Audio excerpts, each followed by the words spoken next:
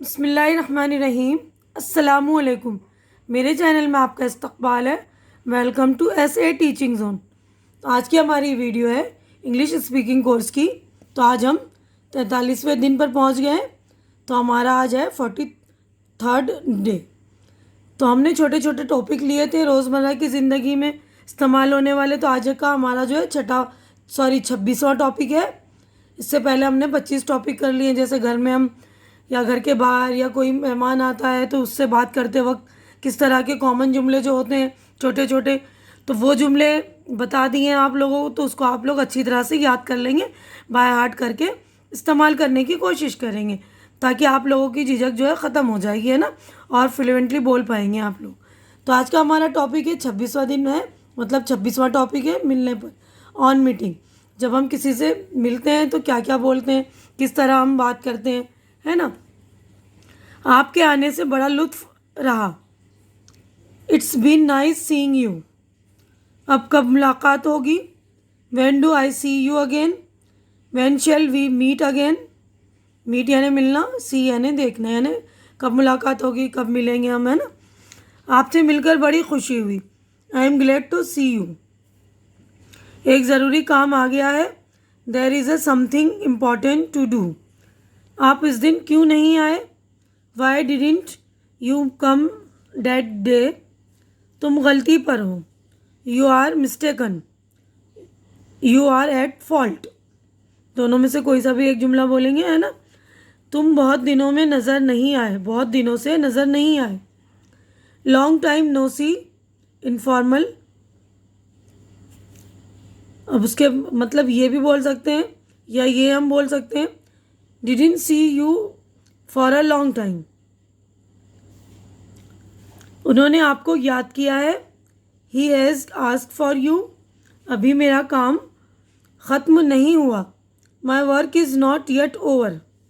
मैं आपसे सलाह लेने आई हूँ। I have come to seek your advice. Advice यानी सलाह मशवरा। मुझे तुमसे बातें करनी है। I wish to talk to you. आपका बड़ा इंतज़ार किया। I waited long for you.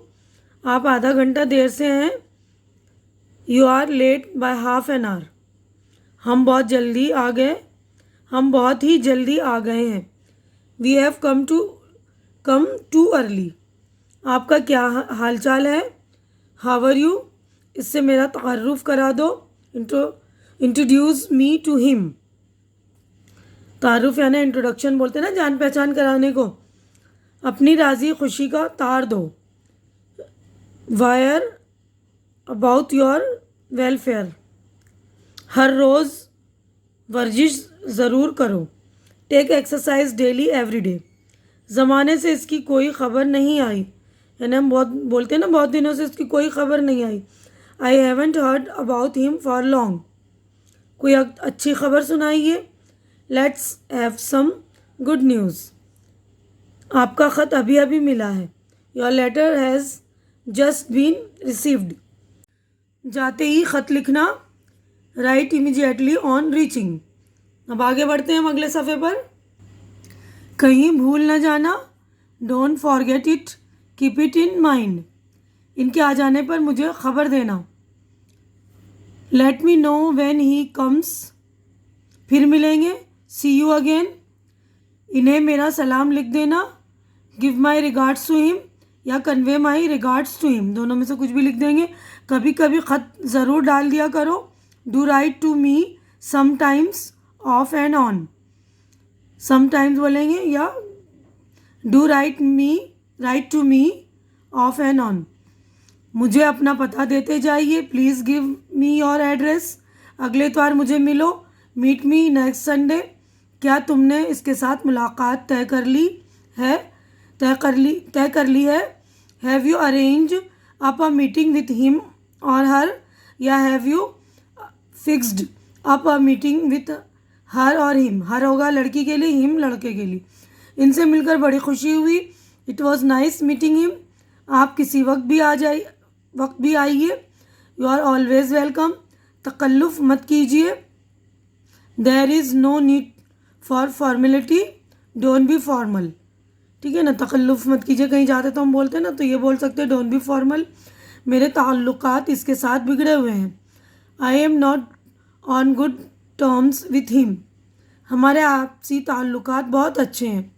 We have an excellent relationship with each other. या हम बोलेंगे वी हैव एन नहीं बोलेंगे, we have a perfect relationship with each other. Excellent होगा तब एन आएगा, ठीक है। आपकी सुहानी खूबसूरत शाम के लिए शुक्रिया। थैंक्स फॉर अ प्लेजेंट या वंडरफुल या लवली इवनिंग।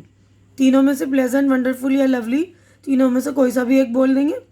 अब बराए याददाश्त पूरा हमने जो चैप्टर किया है उसके लिए कि कौन सी गौर करने की बात है, कौन सी याद रखने वाली बातें होती हैं। अंग्रेज़ी में कुछ ऐसे अल्फाज हैं जिनका प्लूरल में इस्तेमाल करने पर मानी में थोड़ी तब्दीली हो जाती है। मसलन रिच का मानी है अमीर और रिच का जमा नहीं। मसलन he is a rich man, वो अमीर आदमी है। Riches make man proud. Riches make man proud, दौलत लोगों को मुअज़्ज़ज़ मगरूर बना देती है। इस तरह मुंदज़ा झेल अल्फाज हमेशा जमा होते हैं, ठीक है। तो ये रिच का मतलब उसका अमीर का प्लूरल नहीं हुआ, यानी इसकी जमा नहीं है, ठीक है ना। आर्म्स खैरात, स्पेक्टिकल्स ऐनक, ट्राउज़र्स पैंट, सीजर्स कैंची, शर्ट्स निकर।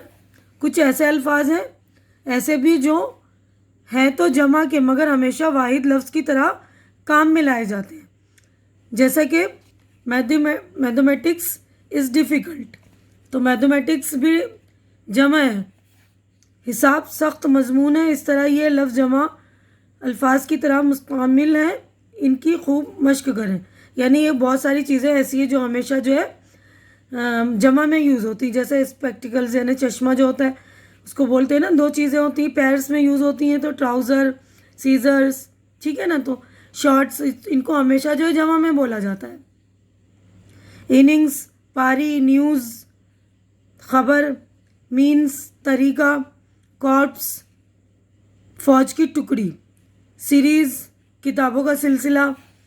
आधे घंटे के लिए हाफ एन आवर का इस्तेमाल होता है, ठीक है। तो ये चीज़ें आप लोग अच्छी तरह से याद रखेंगे कि ये चीज़ें जो है हमेशा जमा में इस्तेमाल होती है। तो आप लोग इसकी अच्छी तरह से खूब प्रैक्टिस कर लेंगे ताकि आपको इस्तेमाल करने में आसानी हो जाए। उम्मीद करती हूँ कि मेरी ये वीडियो आप लोगों को अच्छी लग रही होगी। अच्छी लग रही तो इसे लाइक कीजिए, ज़्यादा से ज़्यादा शेयर कीजिए और मेरे चैनल को सब्सक्राइब करके मेरी हौसला अफजाई कीजिए। हमारी अगली मुलाकात अगली वीडियो में होगी। तब तक के लिए आप लोग अपना ख्याल रखिए, मुझे दुआओं में याद रखिए। अल्लाह हाफिज़।